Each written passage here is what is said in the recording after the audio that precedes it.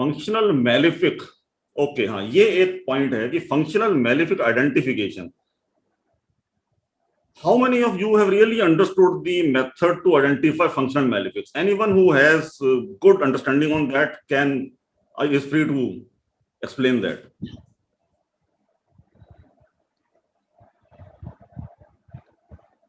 Anyone? Sir ये 6, 8 और 12th house में जो भी राशि होती है वो फंक्शनल मेलेफिक हम कह सकते हैं उनको. Partially correct. It should be, sir, मूल त्रिकोण राशि, empty. Yes. Yes. Okay, let's go back to any chart. Okay. अब जैसे ये एक एग्जांपल चार्ट है,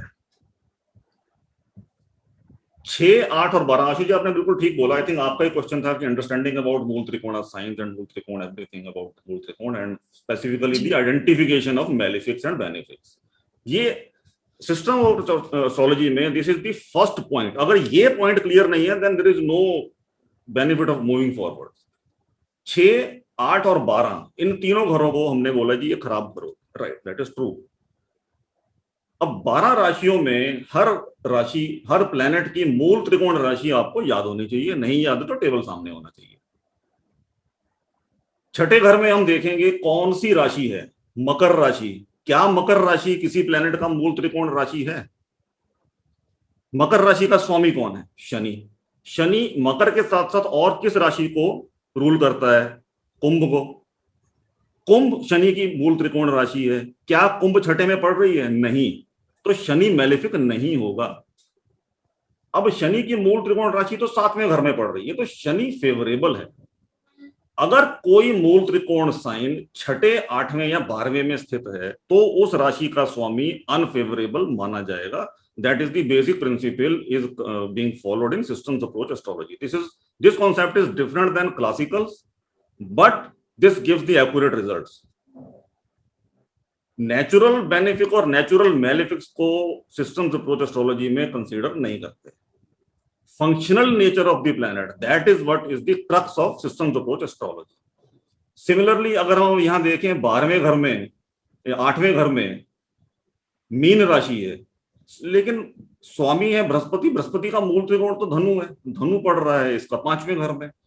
तो बृहस्पति भी इस चार्ट के लिए, लियो असेंडेंट वालों के लिए फेवरेबल माना जाए. 12वें घर में कैंसर है, कर्क राशि है, तो चंद्रमा होगा इसका मेलिफिक. सबसे पहले तो फंक्शनल मेलिफिक और फंक्शनल बेनिफिक की आइडेंटिफिकेशन, और उसके बाद आता है मोस्ट मेलिफिक और मोस्ट बेनिफिक की बात. आशु जी अभी आपको कोई क्वेरी या एक और एग्जांपल से समझना पसंद करेंगे?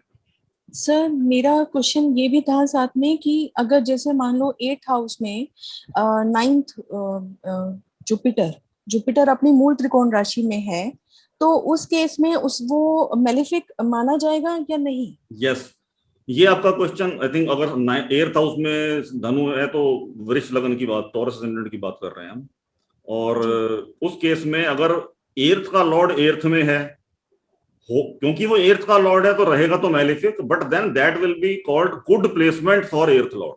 अपने ही मूल त्रिकोण राशि में जब 8वें का स्वामी स्थित होगा वो रहेगा तो मेलिफिक ही. 8th लॉर्ड है तो मोस्ट मेलिफिक भी होगा, but that is a good placement for malefic planet. अगर वो बृहस्पति किसी और प्लैनेट को, किसी और हाउस को एफ्लिक्शन नहीं दे रहा तो वो स्ट्रांग माना जाएगा, अपने अच्छे रिजल्ट भी देगा. 8वां घर, छठा घर, 12वां घर बुरे घर होते हैं, पर उनके भी अच्छी सिग्निफिकेशन होती हैं. 8th house is the house of accidents, वो एक खराब उसकी सिग्निफिकेशन है. साथ ही साथ 8th house is the house of inheritance, 8th house is the house of occult science, 8th house is the house of research. तो वो अच्छी सिग्निफिकेशंस को ऐसा बृहस्पति बढ़ावा देगा, स्पेशली अपनी अंतर्दशा में इंसान को तरक्की मिलेगी उन स्पेसिफिक एरियाज ऑफ लाइफ में. So functional malefic identification is clear, Ashu ji? Yes, yes sir. Thank you. 6, 8, 12 के स्वामी provided there is a मूल त्रिकोण sign, otherwise they will be benefic planets.